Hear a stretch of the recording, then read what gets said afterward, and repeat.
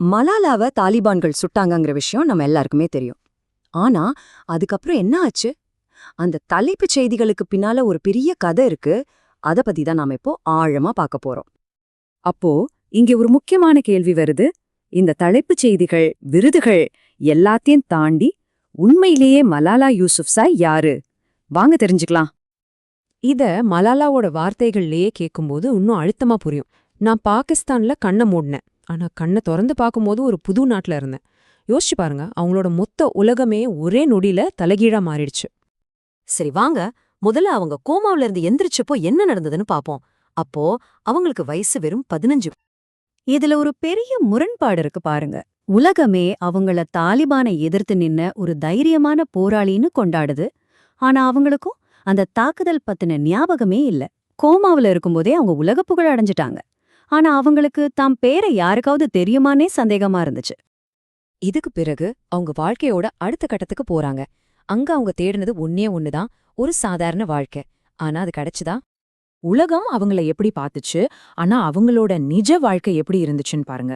ஒரு பக்கம் அமைதிக்கான நோபல் பரிசு வாங்கினவங்க, இன்னொரு பக்கம் கூட படிக்கிற பசங்க மெக்டானல்ட்ஸ்க்கு போகும்போது கூட கூப்பிடாத ஒரு பொண்ணு. ஒரு பக்கம் ஐநா சபையில பேசுறாங்க, ஆனா இன்னொரு பக்கம் தனியா பாத்ரூம்ல போய் அழுறாங்க. இதுதான் அவங்களோட ஸ்கூல் லைஃப். அதனால ஆக்ஸ்ஃபோர்ட் யூனிவர்சிட்டிக்கு போனப்போ அவங்களுக்கு ஒரே ஒரு இலக்கு தான் இருந்துச்சு. எப்படியாவது ஒரு நார்மல் ஸ்டூடெண்டா இருந்துடணும். ஸ்கூல்ல மிஸ் பண்ண அந்த சாதாரண வாழ்க்கைய காலேஜ்ல வாழ்ந்துடணும்னு நினைச்சாங்க. இதுக்காக அவங்க என்ன பண்ணாங்க தெரியுமா? செலினா கோம்ஸ் 2017ல எப்படி ட்ரெஸ் பண்ணாங்க, காலேஜ்க்கு என்ன போட்டுட்டு போறது அப்படின்னு கூகுள் பண்ணிருக்காங்க.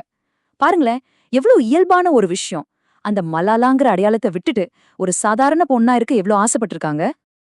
எல்லாம் நல்லா போயிட்டு இருக்குன்னு நினைக்கும் போதுதான் கதையில ஒரு பெரிய ட்விஸ்ட். அவங்க மனசுக்குள்ள புதைச்சு வச்சிருந்த ஒரு விஷயம் திடீர்னு வெளியில வருது. அதுக்கு காரணமா இருந்தது ஒரு காலேஜ் பார்ட்டி. அந்த பார்ட்டி அவங்க வாழ்க்கையே மாத்திடுச்சு. அங்க என்ன ஆச்சுன்னா, நண்பர்கள் பாங்குன்னு சொல்லப்படுற ஒரு போதைப் பொருள் புகைக்கிற கருவியை கொடுத்திருக்காங்க. அவங்களும் வாழ்க்கையில முதல் தடவையா ஒரே ஒரு முறை அதை முயற்சி செஞ்சிருக்காங்க. அடுத்த நொடியே அவங்க உடம்பு அப்படியே உறைஞ்சு போயிடுச்சு. தாலிபான்கள் தாக்குன அந்த கொடூரமான சம்பவம் அப்படியே கண் முன்னாடி வந்து நிக்க ஆரம்பிச்சிடுச்சு. மருத்துவ ரீதியா இதுக்கு பேரு தான் போஸ்ட் ட்ராமாட்டிக் ஸ்ட்ரெஸ் டிஸார்டர், அதாவது PTSD.